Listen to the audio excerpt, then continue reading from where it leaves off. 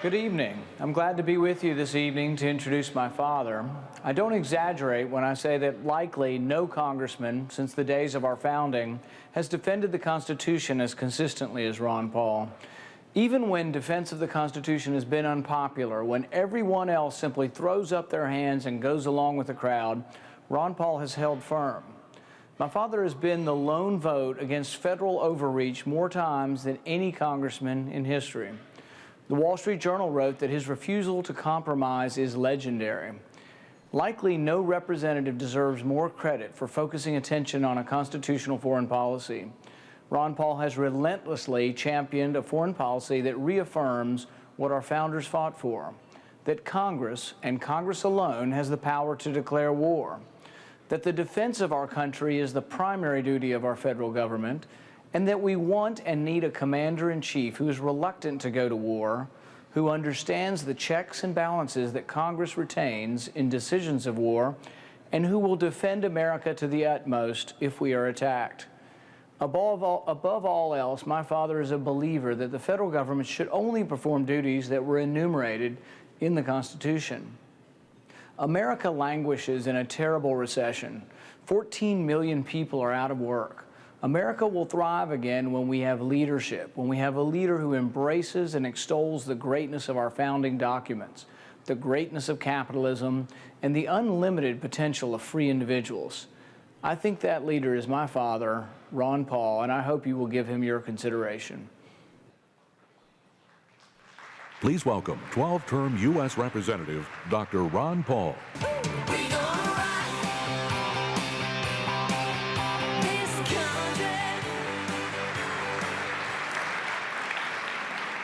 Thank you very much. I'm delighted to be here this evening.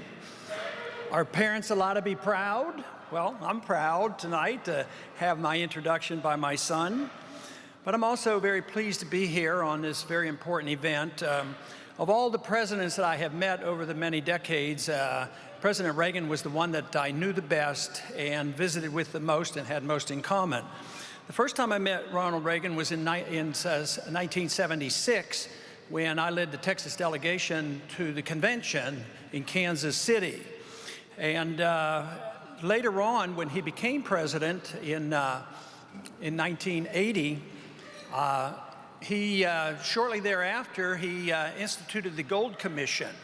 And I was a member of the Gold Commission, and one particular day we were finishing up on the Gold Commission, and I was scheduled to go to Houston, but I was late to get out to the airport, but President Reagan said that he was flying over in his helicopter, and I was able to fly with President Reagan from the White House out to Andrews Air Force Base. So I had a one-on-one with him on this occasion, and of course the subject of the gold standard came up. And he said something to me that was very interesting and it has stuck with me.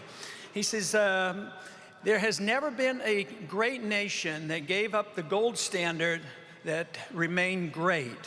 He saw money issue as being a very important issue, and he saw the danger of not having any restraint on the monetary authorities. Now, his concerns obviously were the same as mine, and guess what?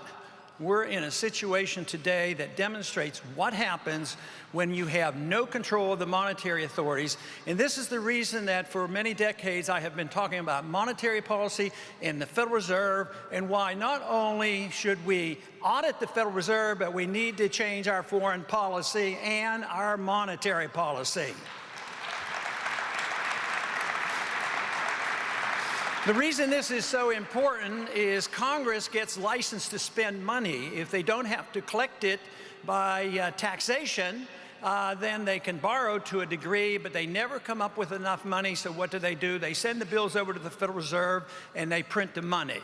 The tragedy here is it causes the growth of governments, because some conservatives like to spend money on one issue, liberals like to spend their money on other issues, but inevitably, without restraints on the monetary authority, governments grow. When governments grow, the people's liberties are diminished. And this is where we are today. The other consequence of unlimited spending is unlimited debt. And we now have not a national debt crisis. Today, our national debt this week, for the first time in our history, became greater than our GDP. But the world is in the same situation. So what we're seeing on the streets of Athens and around the world, even in our own country, is a reflection of runaway government spending and too much debt, and people aren't willing to admit it. They're not willing to admit the truth. We have spent too much, we're in too much debt, and the solution is, guess what? Cut spending. That is what has to be done.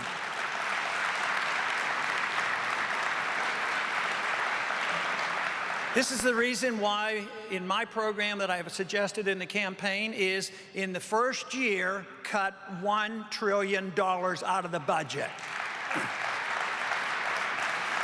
But a lot of people say, how can you do that? Well, you have to be willing to cut. You have to look to the Constitution, find out what is authorized and what is not.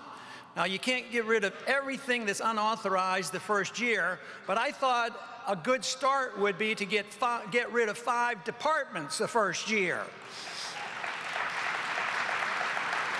There's no need for us to have the Department of Education.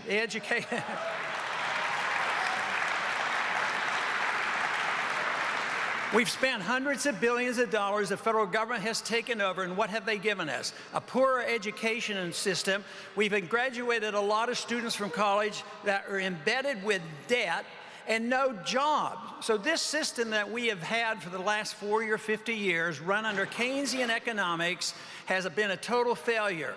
The liberals wanted to give a house to everybody, and what did it do? It caused a housing bubble which collapsed.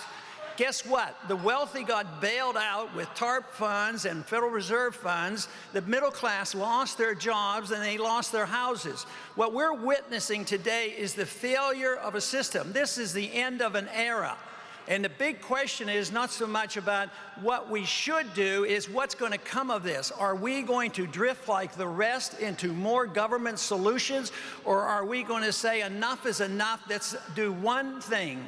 One thing. How did we get in this trouble? We've had too many in Washington that didn't care or didn't understand and didn't follow the Constitution. If we send only people to Washington that know and understand the Constitution and live within the confines of the Constitution, we can solve our problems quickly.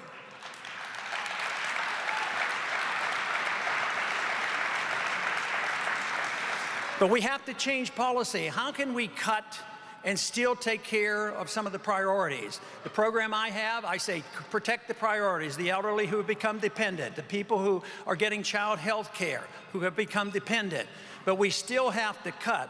We have runaway spending overseas, and we cannot deny it. We have more weaponry than everybody else put together, and if you add up what we have and our allies, we have 70% of the weapons of the world. We don't need more weapons. We need a wiser foreign policy. We do not need to be the policemen of the world. We do not need to be nation building. We need to have a strong national defense. We need to mind our own business, end these wars, and start bringing our troops home.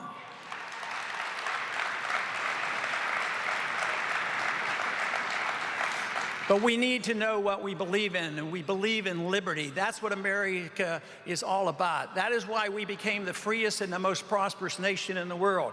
But we have to understand where our liberty comes from. Our liberty and our rights come from our Creator. This is the reason that we should all be right to life. We should believe in life and liberty. But if this follows that we have a natural right to our life and liberty, shouldn't it also follow that you should have the right to the fruits of your labor, which implies there should be no income tax? The income tax is the worst of them. A national sales tax would be a disaster, but the income tax implies that the government owns all our revenues and they allow us to keep what they want under certain conditions. If you believe in liberty, free markets, and contracts, sound money, and a sensible foreign policy, we could be back on our feet rather shortly. That is what I advocate, and that is what I work for. Thank you very much.